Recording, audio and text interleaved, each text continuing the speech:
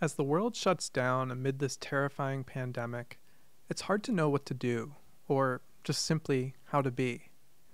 I've tried reading news story after news story and scrolling endlessly through Twitter, but neither have left me feeling any more enlightened.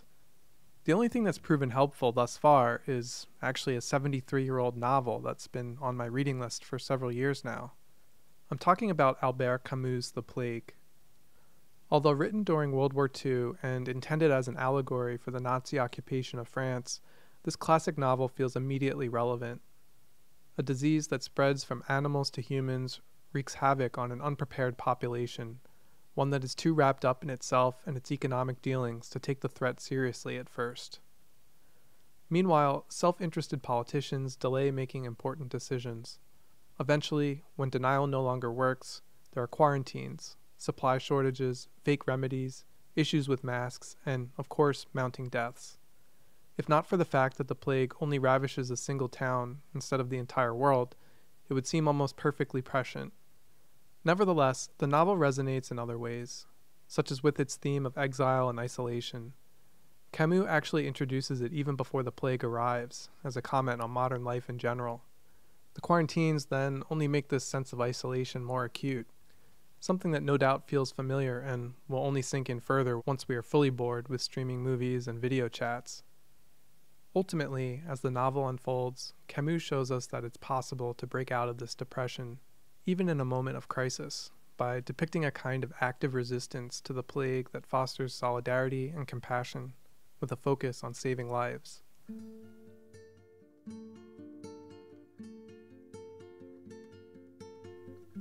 While I'm far from the first to find this classic so insightful and relevant during the rise of the coronavirus, I doubt few have had it near the top of their reading list for as long as me. The reason for that is this very podcast series, City of Refuge, which tells the little-known story of a cluster of French villages on a remote plateau that rescued 5,000 refugees during World War II. All throughout my research, Albert Camus and the plague kept popping up. It was mainly as just a side note because, as it happens, the famous French Algerian author wrote much of the novel while living on the plateau in one of those courageous villages. He was, in essence, completely surrounded by people doing everything they could to save the lives of those in need.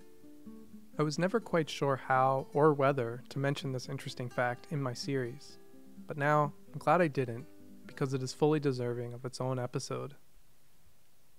So join me as I finally explore Albert Camus' The Plague and the real-life nonviolent history that ended up shaping its timely and timeless message.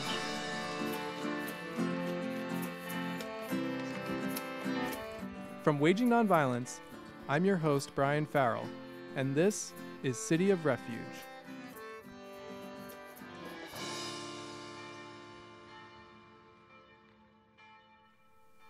Albert Camus left his native Algeria in the summer of 1942 with the plan of spending the winter in the mountains of France.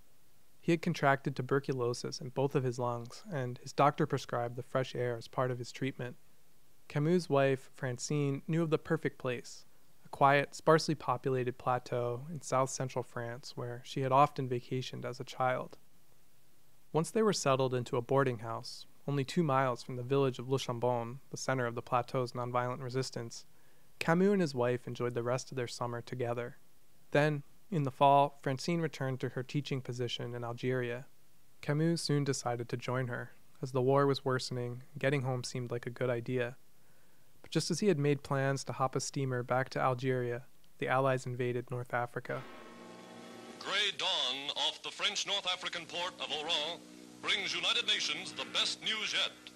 A gigantic American invasion force is landing. A second front is at hand. It was November 7th, 1942, and with the Nazis quickly responding to the invasion by occupying southern France, Camus was now trapped. Days later, in his notebook, he drove the point home further, writing down the phrase, quote, "like rats." It isn't surprising he made this analogy. Rats were on his mind a lot in those days. They were the harbinger of death in the novel he had begun working on a year earlier, a novel that would, of course, become the acclaimed La Peste, or The Plague. At this early stage, however, Camus was far from settled on a title. Not only did most of the work lay ahead of him, but the next 14 to 15 months he would spend on the plateau, exposed to its unique culture of resistance and rescue, would have a serious impact on the novel. Interestingly, this fact isn't widely discussed. Many of the biographers assumed Camus didn't know anything about what was going on the plateau. That's Patrick Henry, author of We Only Know Men, the first book to truly explore Camus' time on the plateau. Unfortunately, the biographers of Camus never did the homework. In other words, they weren't in contact with the plateau's local historians and researchers to the degree that he was. In fact, it was thanks to one of those contacts that Patrick was able to interview one of Camus' old friends, a Jewish French-Algerian named André Chouraqui, who lived on the plateau during the war. Camus used to go to his house, and they would eat Algerian food and talk.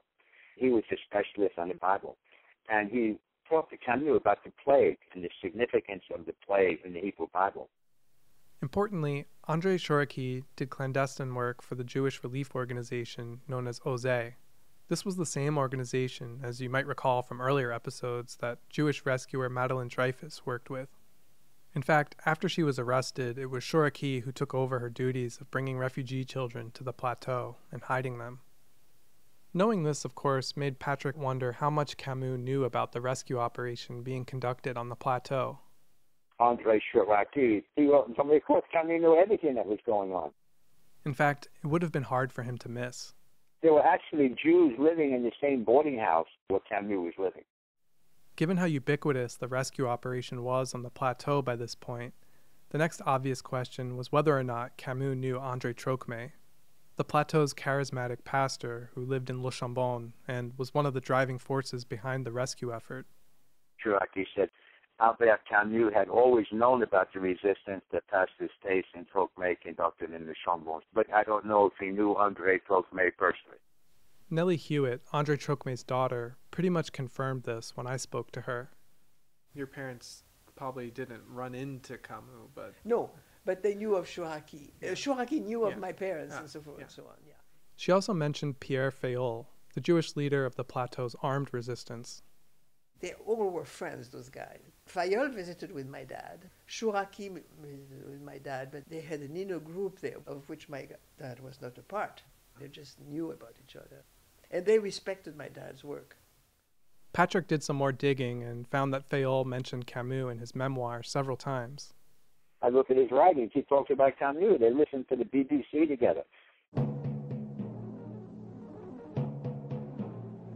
Ici Londres. Les Français parlent au français.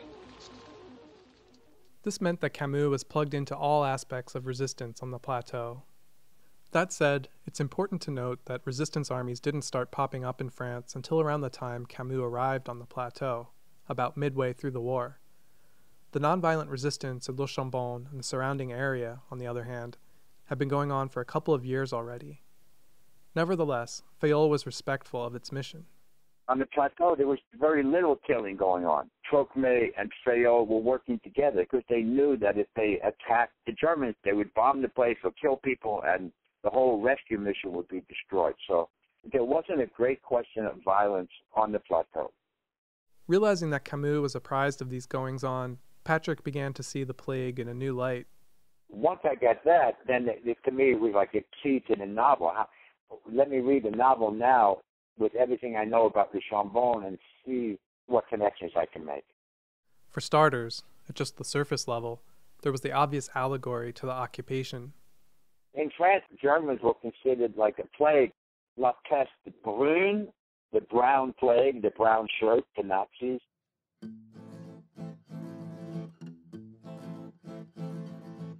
Although the idea of the allegory is well established, it's not always been appreciated by critics. Jean-Paul Sartre and other French thinkers were upset with Camus for comparing Nazism to non-human phenomenon that was out of our control, so to speak. But Camus' plague was a stand-in for more than just fascism. It was also a symbol for what he considered to be, more broadly, our culture of death, which he saw on all sides of the political spectrum, from the wealthy conservative establishment to the revolutionary dictatorships of the left. So, consequently, existential Marxists like Sartre were already primed to take issue with Camus and his novel. Sartre's magazine, Modern Times, they did a book review of it, and they called it Boy Scout morality. They really denigrated it in the worst way. While the Marxists saw Camus as a pacifist, his actual views were a bit more complicated. We'll explore that more in a moment. But first, let's continue to examine the other connections between the plague and the plateau, namely how some of the characters in the book resemble real people Camus knew or heard about.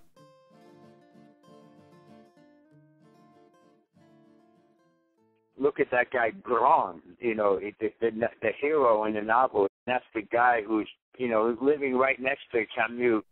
Patrick is talking about the character named Joseph Grand and comparing him to Camus' real-life neighbor on the plateau, a man named Émile Grand.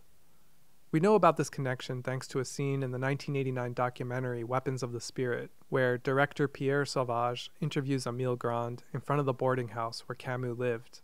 Vous-même, vous l'avez connu à cette époque? Oui. Hey, you know Albert Camus? Sure, what was he doing? He said, Il faisait un livre, je crois. he was writing a book up there, some kind of book he was writing, And that's the name that Camus gives to the hero of the book, Grand, just a simple person who did the right thing, who kept fighting the resistance.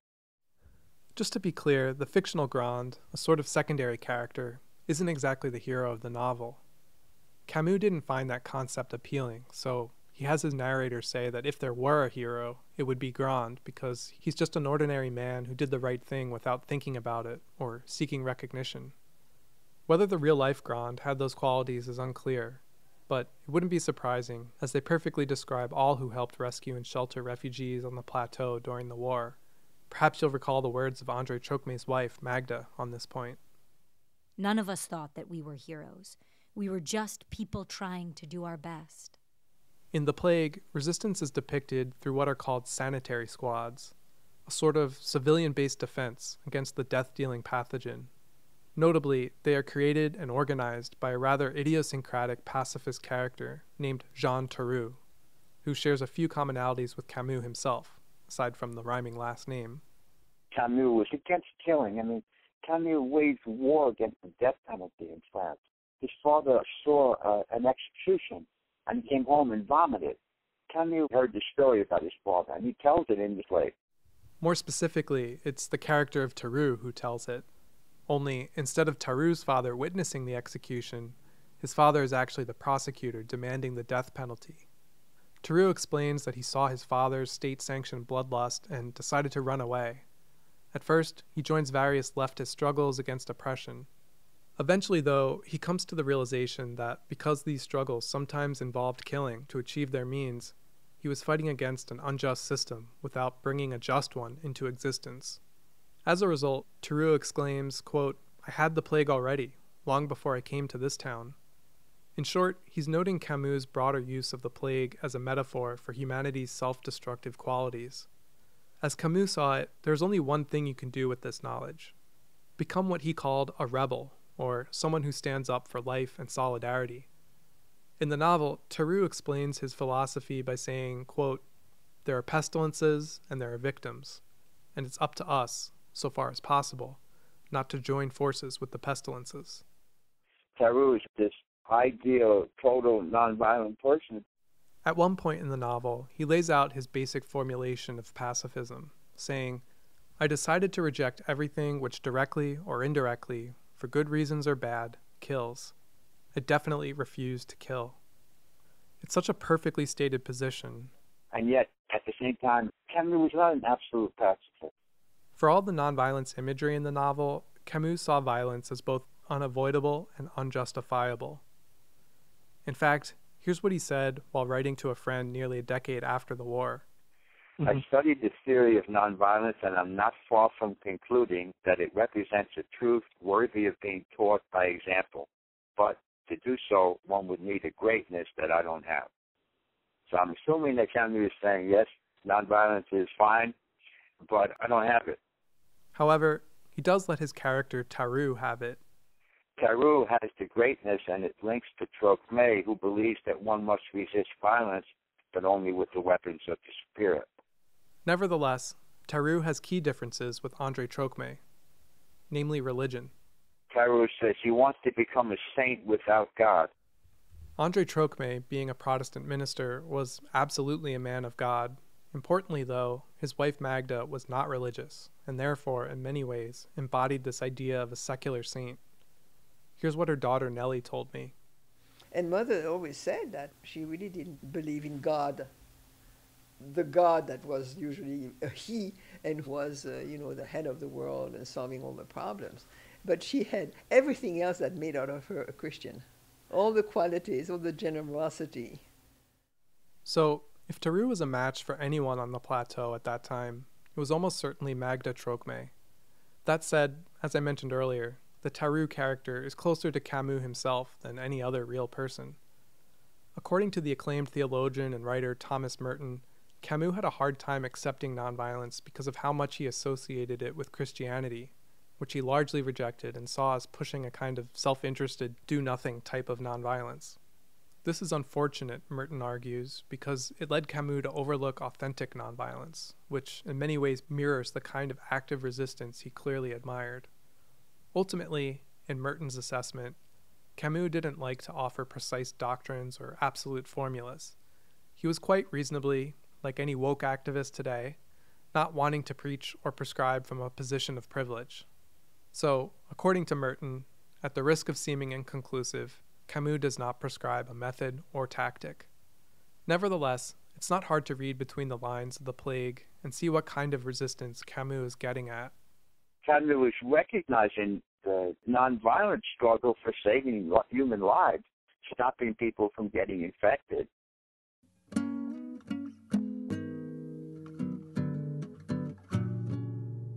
In fact, the one instance of revolutionary violence that appears in the novel fails to achieve anything. It happens when a few armed men attack the gates of the town, trying to break out. They exchange fire with security forces, leading to a few deaths. This only really succeeds in sparking a wave of looting that, in turn, leads to martial law and executions. But, as Camus notes, there were so many deaths from the plague at this point, nobody cared. They were a, quote, mere drop in the ocean. This isn't to say Camus isn't understanding of the stress and anxiety that led to the violence and lawlessness. We relate to one of his characters, a journalist named Raymond Rambert, who, like Camus, is an outsider, trapped in this place and separated from his wife. Rambert actually tries to escape by securing clearance papers through an illicit underground network, but along the way, he has a change of heart. He finally gets an opportunity to get out of the town, and he says, I belong here. I live here. This is my town. Rambert instead joins the sanitary squads and aids the struggle to defeat the plague. That's what happened to Camus. He tried to get out, and then he didn't go out, and just like the character, he believes that he belongs there, and it is his duty to be part of the resistance. In the fall of 1942, after more than a year on the plateau, witnessing active resistance to the Nazi agenda, Camus moved to Paris, where he became co-editor of Combat, the underground resistance newspaper. Even then, however, rescue work remained on his mind. He even tried to help hide a Jewish woman he met. He wrote something to Pierre Fayol, a letter saying, I'm sending someone to you who has an hereditary infection. Okay? Camus knew what was happening. He was sending a Jew to be protected there in the Chambon.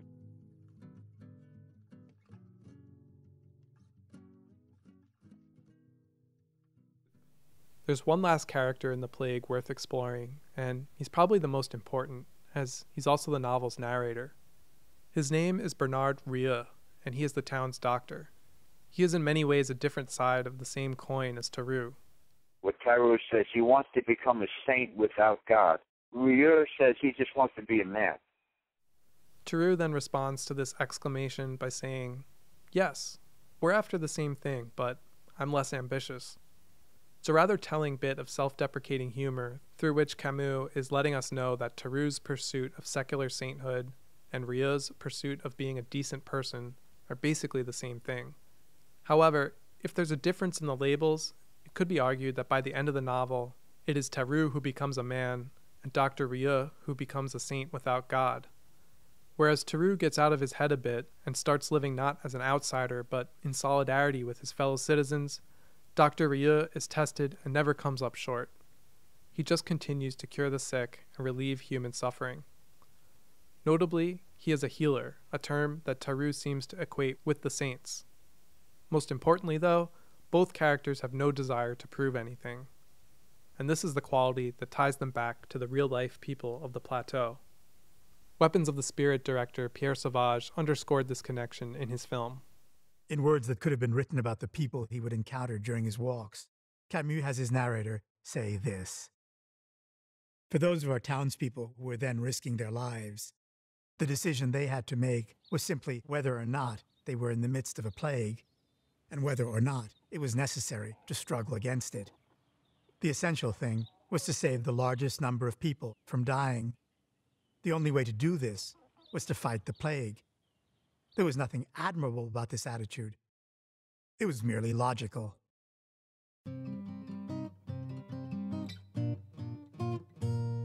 Ultimately, it's the message of the plague, not the characters or the type of resistance depicted, that's in sync with what happened on the plateau during the war.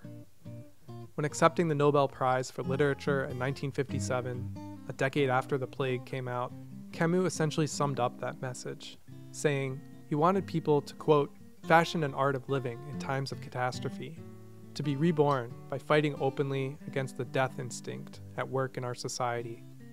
Camus himself, however, did not live much longer. It was only a few years later, in 1960, that he died in a car crash at the age of 47. Despite having accomplished so much at a relatively young age, there are those who think even bigger things were in the works. Camus was going somewhere. This is Patrick Henry again. Some remarked Camus was on the road to the religious conversion, but it could have been a conversion to something where he would be able to accept total nonviolence. This is not hard to imagine. After all, as Merton noted, Camus oftentimes spoke like a pacifist, and, in practice, came very close to the nonviolent position. Much like ardent pacifist André Trocmé, Camus spoke out against revenge killings after the Germans had been defeated. He also was one of the first to condemn the bombing of Hiroshima, calling it, quote, the ultimate phase of barbarism in human history. Whether or not he was headed towards some kind of personal conversion to total nonviolence isn't really the point. It merely underscores that Camus was one of the few leading international voices of his time willing to consider its merits. In fact, he reportedly attended a conference on peace and peacemaking in Le Chambon shortly after the war. It was organized by none other than André Trocmé and attended by pacifist leaders from around the world. He was sitting in the back of the room, and then he made some remark about people getting together to talk about these things is wonderful. What drew Camus to nonviolence, at least the kind practiced on the plateau during the war, is the focus on saving, not harming lives. On the plateau, he recognizes that nonviolence is a great way of saving Jews. The Jews that were saved during the Holocaust were not saved by confronting the Nazis with violence. They always got killed when they did that. They couldn't defeat this machine. In short, Camus saw something special happening on this tiny, isolated plateau where he was stuck for part of the war, and he drew inspiration from it to produce a singular work of art that offers empowering lessons on how to act in moments of crisis. Viewed from our current position in the middle of this pandemic, it's quite simple, really. When you leave it at the level of the micro, it's not complicated today. We don't have to kill anybody. We just have to, remain decent. Even then, however, the plague is never fully defeated. As Camus' character, Dr. Rieu, notes on the final page of the novel, after the city overcomes the outbreak, the plague bacillus never dies or disappears for good. It lies dormant until the day it rouses up its rats again and sends them forth to die in some unsuspecting place. For that reason, we must never forget how to fight it, whether it comes in the form of a pathogen, fascism, or some other cynical, destructive force. As the stories of the plateau and the plague tell us, we are going to need solidarity, compassion, and a steadfast commitment to saving lives. In the words of Camus, what's true of all the evils in the world is true of the plague as well. It helps men to rise above themselves.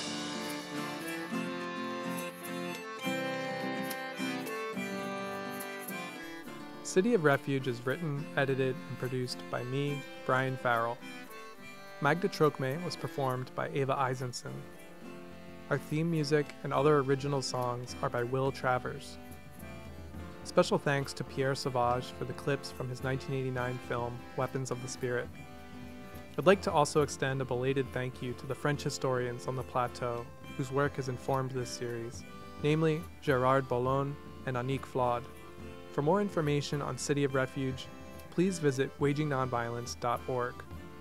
There, you'll find past episodes, as well as transcripts, photos, and a list of our sources. If you enjoyed what you heard in this episode, please go to the support page on Waging Nonviolence and make a contribution. This podcast is funded entirely by grassroots readers and listener support. Finally, please rate and review us on Apple Podcasts. It means a lot to us, and you'll be helping others find the show. So, much thanks, and we'll actually be back soon with at least one more bonus episode.